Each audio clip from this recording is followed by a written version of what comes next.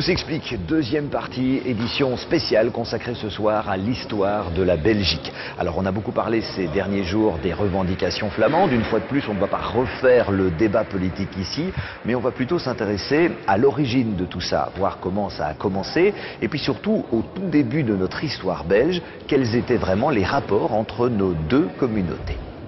On dirait que Flamands et Wallons ne vont plus dans la même direction.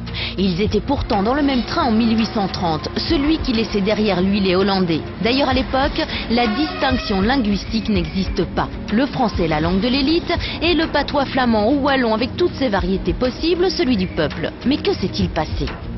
Progressivement, il y a eu un mouvement flamand qui voit le jour dans les années 1840-1850, culturel principalement, et puis culturel et social pour que les habitants de Flandre, qui parlaient beaucoup de patois, mais les habitants de Wallonie parlaient beaucoup de patois aussi, puissent être jugés dans leur langue, puissent apprendre leur langue, puissent avoir des cours en irlandais à l'école primaire et puis dans un deuxième temps à l'école secondaire.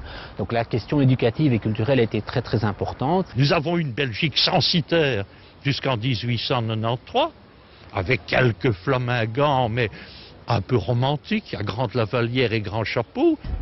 Jusque-là, seuls les classes aisées pouvaient voter, moyennant le versement d'un impôt. Ça s'est compliqué un petit peu plus tard, en 1892, lorsque l'on crée le vote plural. Il s'agit en effet d'accorder plusieurs voix à des citoyens, hommes notamment, selon certains critères, qu'il s'agisse d'être père de famille ou encore d'avoir un niveau d'instruction plus élevé. On a pu se rendre compte, en appliquant cette nouvelle disposition, que la population était à grande majorité flamande et que les Flamands alors se sont dit « mais nous sommes majoritaires dans la population et on continue à parler largement le français ».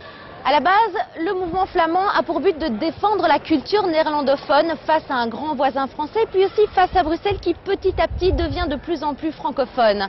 Mais les premières vraies revendications d'un mouvement flamand plus radical se feront à partir de la Première Guerre mondiale. Et là sont pointés du doigt les officiers francophones qui commandent en français des soldats néerlandophones. Malgré tout, le sentiment national vis-à-vis de la Belgique est encore majoritaire. Il n'empêche qu'au lendemain de la guerre, le roi Albert Ier a donné en quelque sorte des gages aux Flamands, par exemple, en permettant de faire en sorte que l'université de Gand devienne une université flamande. Ajoutons-y la séparation de l'armée d'abord en bataillon, puis en 1938 en régiment. Et puis enfin, on réclame le bilinguisme généralisé. Et là, c'est un échec total à cause des francophones. Les leaders wallons de l'époque, Jules d'Estrée ou quelques autres, ne voulaient pas entendre parler du bilinguisme, tout simplement parce qu'ils espéraient garder les emplois de fonctionnaires dans la partie francophone du pays, où entre-temps il y avait l'instruction obligatoire, etc., uniquement en langue française. Et cette frontière a été clichée en 1938. Après la guerre, et alors que le pays est dirigé par le régent Charles, Léopold III en exil abdique en faveur de son jeune fils Baudouin en 1951. C'est le résultat d'un référendum remporté par les Wallons en majorité socialiste. Les Flamands royalistes estiment que le roi a cédé aux francophones. Et c'est cette question royale qui marquera réellement une rupture dans l'unitarisme. Dans la foulée, on crée l'unicité de l'enseignement de chaque côté. Le fossé se creuse entre flamands et wallons. La langue devient véritablement un cheval de bataille, à tel point qu'une université catholique située en Flandre met ses francophones dehors.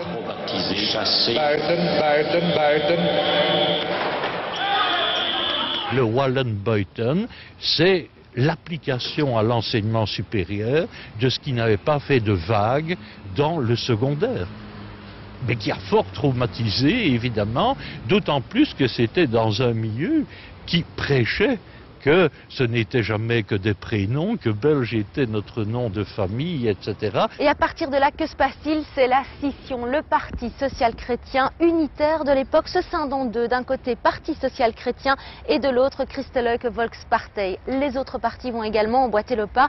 Désormais, les politiciens vont défendre leurs intérêts de chaque côté de la frontière. Oui, heureusement, il n'existe pas encore de poste de douane ou de frontière entre nos communautés. Mais une chose est sûre, la frontière linguistique, elle, existe bel et bien. Mais comment l'a-t-on tracée, cette frontière?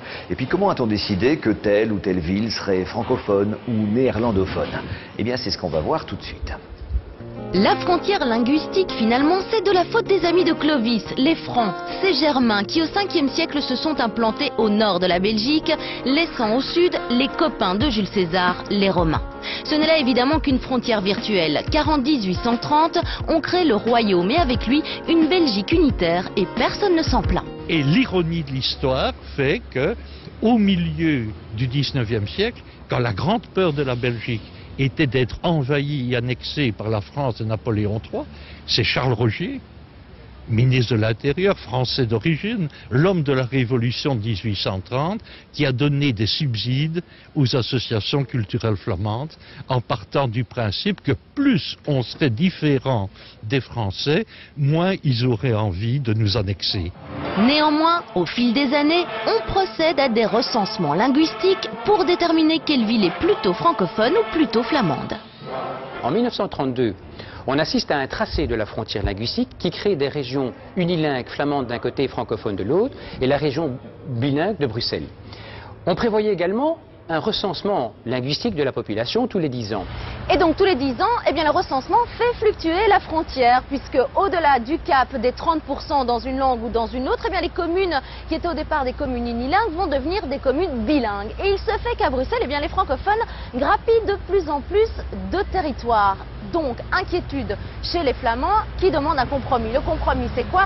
On ne fera pas le fameux recensement des années 60, mais du coup, eh bien, les francophones, eux, demandent une contrepartie. Et ils remportent des facilités dans 6 communes flamandes autour de Bruxelles, à savoir pouvoir s'adresser en français à l'administration communale qui, elle, est flamande. La ligne est tracée en 63 selon les lois linguistiques. Une région germanophone est même créée.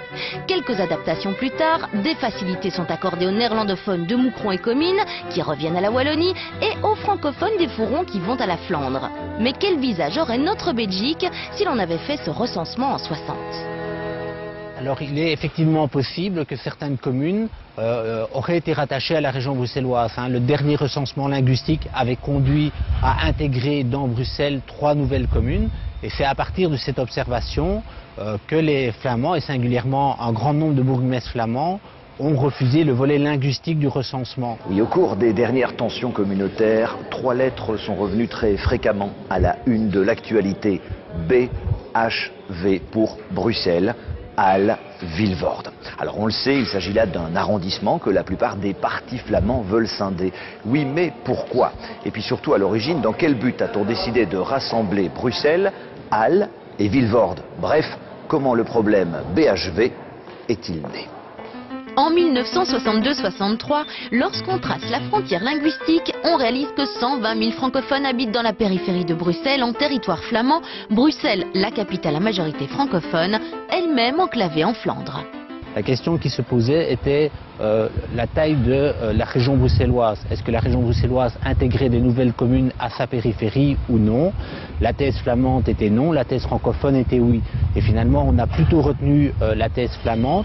Flamands et francophones trouvent un compromis, un de plus. On établit l'arrondissement de Bruxelles-Vilvoorde qui réunit les 19 communes de la région de Bruxelles-Capitale et 35 communes du Brabant flamand, parmi lesquelles les 6 communes à facilité. Ces 54 communes sont regroupées au sein d'un même arrondissement judiciaire et d'une même circonscription électorale. Quels sont les avantages pour les francophones ? Maintenir un lien symbolique entre les francophones de Bruxelles et les francophones de la périphérie.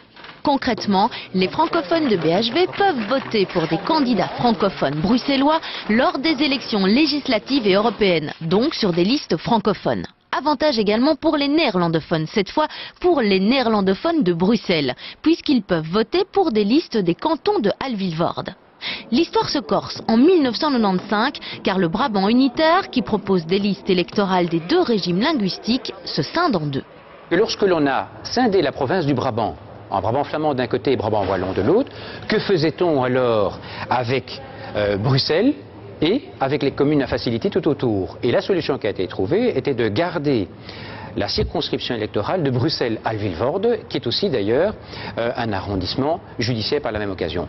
Et c'est cet arrondissement-là que la Flandre veut scinder au nom du principe d'homogénéité linguistique auquel ils sont très attachés. Mais quelles seraient alors les conséquences d'une scission? Les francophones de Halle-Vilvoorde, qui sont au nombre de 150 000 aujourd'hui, ne pourraient plus voter pour les hommes politiques bruxellois. Idem côté flamand, sans les suffrages flamands de Halle-Vilvoorde, la représentation des élus bruxellois flamands à la Chambre diminuerait.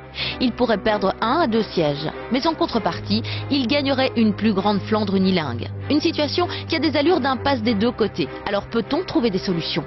Et oui, c'est donc aujourd'hui la question que tout le monde se pose et à laquelle les politiciens devront tenter de répondre. Voilà, merci Fanny Rocher d'avoir préparé cette émission. Merci à vous de nous avoir suivis. Passez une très belle soirée, une excellente fin de semaine.